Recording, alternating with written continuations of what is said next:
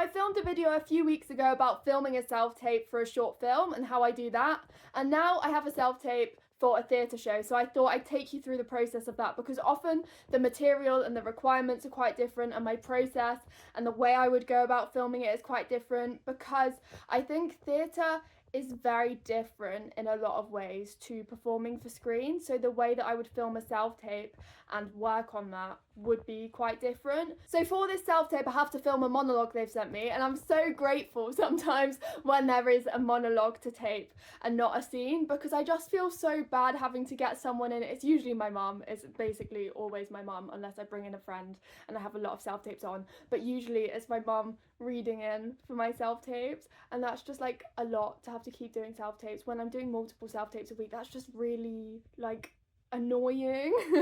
So I'm so glad that I have a monologue. I found for theatre self-tapes it's usually a monologue more often than it's a scene. Like for screen it's usually always a scene that you've got to film and you'll have someone else reading in the lines, but I think there's a lot more monologues in theatre, and a lot of the audition material is monologues, so it's quite different. But I think it's more of a relaxed self-tape process because I can just keep going over it in my own time. There's not the pressure of having someone else's time you're taking up when you're filming the self-tape, and it's just like a lot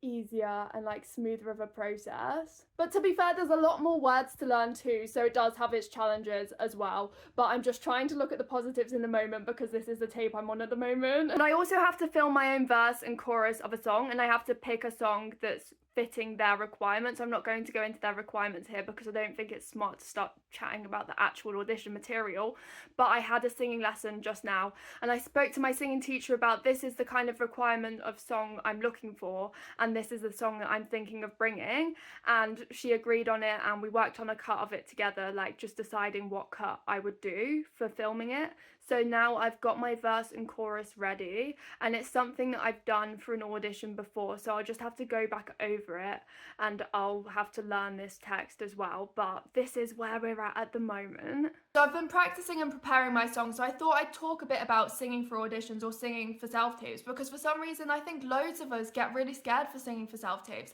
and it's crazy because it's like I sing in my house all the time.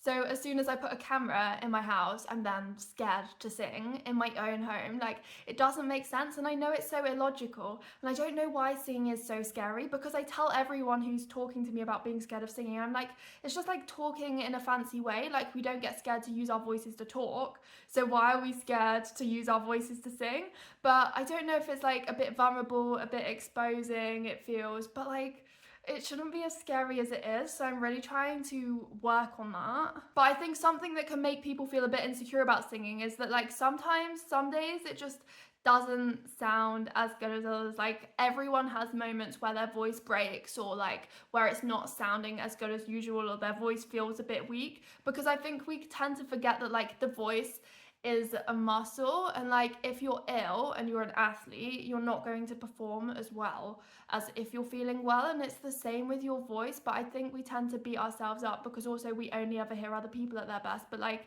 even top singers have days where they don't sound as good as other days. Like, that's just how singing works, but I think often we can be quite harsh on ourselves. Also, I used to doubt a bit more whether or not I'd be able to or allowed to sing for professional auditions, but I think as with anything in life, any skill, there'll always be people worse than you and people better than you. But I think I'm trying not to be a person to say no to myself, because also I was really nervous to sing for a tape recently, and I actually got recalled based on a tape that I sang for. So I'm thinking, why am I looking at these singing auditions and thinking maybe I shouldn't put myself forward for that, because I can get through the process of a singing audition. So I'm not trying to say this to be negative at all, but I just wanted to be honest for a second and say I think the vast majority of people find singing sometimes quite scary, regardless of how much experience you have. But I think I'm trying not to hold myself back with it, but use it as a skill, because I have singing lessons, I have had regular singing lessons for a few years,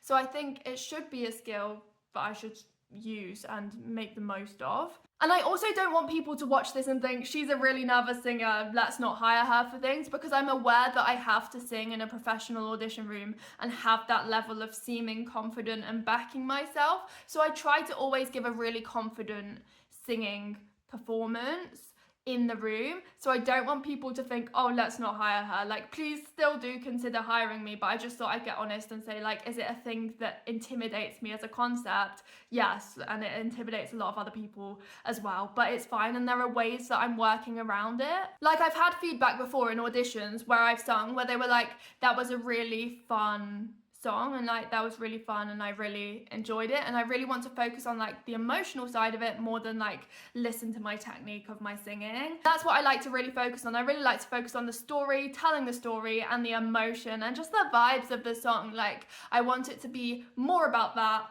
than the actual singing, and I like to really make it feel like a very confident performance, you know, fake it till you make it, because like you've got to be able to back yourself, because like if you don't trust yourself to be able to do it, how can you expect other people and an audition panel to be able to trust you to be able to sing in front of people? So that's what I always think. So I try to back myself a bit more and seem like I back myself a bit more. I think that's the most important thing, is being someone who people feel like they can trust to do the singing, and like they might not even be expecting a really high level of singing anyway, they're just expecting you to be able to commit to the singing. So that's what I tried to do, and just be like a really bold, fun storyteller through a song. So that's what I'm preparing to do, and I'll hopefully tape the song today. So I'm setting up to film the singing part of my tape now, and if you're interested in how I use a backing track and film singing, I literally don't have an expensive setup at all. I just have a laptop behind my phone, which I use to record,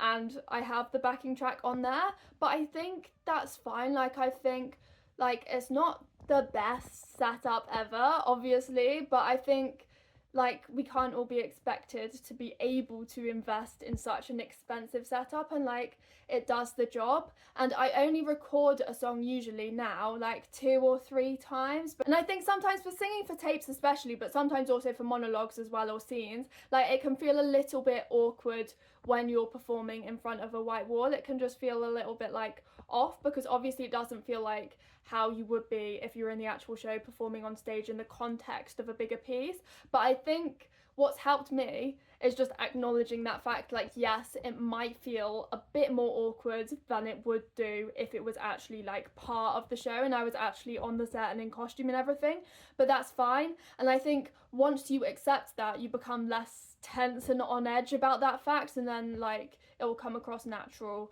and better. And one other thing that can feel a little bit awkward sometimes in a singing self-tape is if there's a really long instrumental introduction to the song, but I try to really use that and think about, why is maybe the character not saying this thing that they're about to say immediately now? What's kind of the barriers to them saying this, and thinking about that, or thinking about what the character's immediately thinking before they say this, and just really using that and having that moment and just having a bit of a fun moment before the song. And if it feels a bit awkward, have that kind of awkward, oh, I'm about to say this kind of energy, and really play into that. I think really helps, because you don't want it to feel like an actual awkward start to the song with the instrumental bit. So I really try to like make the most of that part of the song as well. And I have recovered from a cold recently, so obviously that affects your voice. So I'm just going to try to not push anything and just try to trust my technique and not get in my head about that, because I think I will just feel better if I get the singing part of the tape done now, and I've got other tapes to do.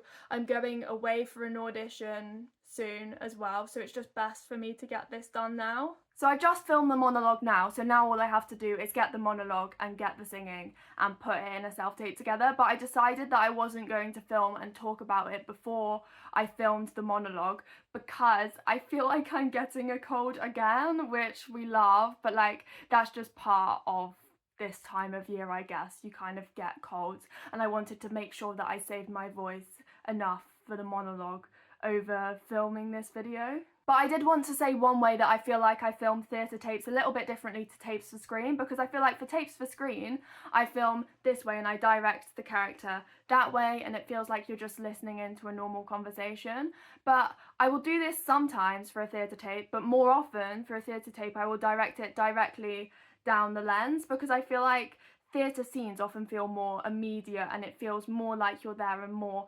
intense. So if it's a speech or like a bit of text or a bit of a scene that's directed specifically very directly at a certain person, if it's like a big argument scene or like a really emotionally intense scene, I might direct it down the lens because you'll get more of like a straight on view of my face, I guess, in a theatre, and it shows I can portray that kind of like presence and intensity. Or if it's directed at the audience and breaking the fourth wall, I'd also direct it there and direct it a bit more out as well when I do the tape to the whole of the room that I'm in, just because I think I wouldn't ever really often do that for a screen tape, but I feel like it's quite powerful to have tapes directed down the lens. Maybe that's wrong, but that's how I've approached a lot of theatre tapes differently to screen tapes. So I hope that this video has been interesting or useful in some kind of way, and if you want to talk about your process or share how your process might be similar or different to mine in the comments, then please do, because I love to chat about acting and I love to chat to the people who watch these videos.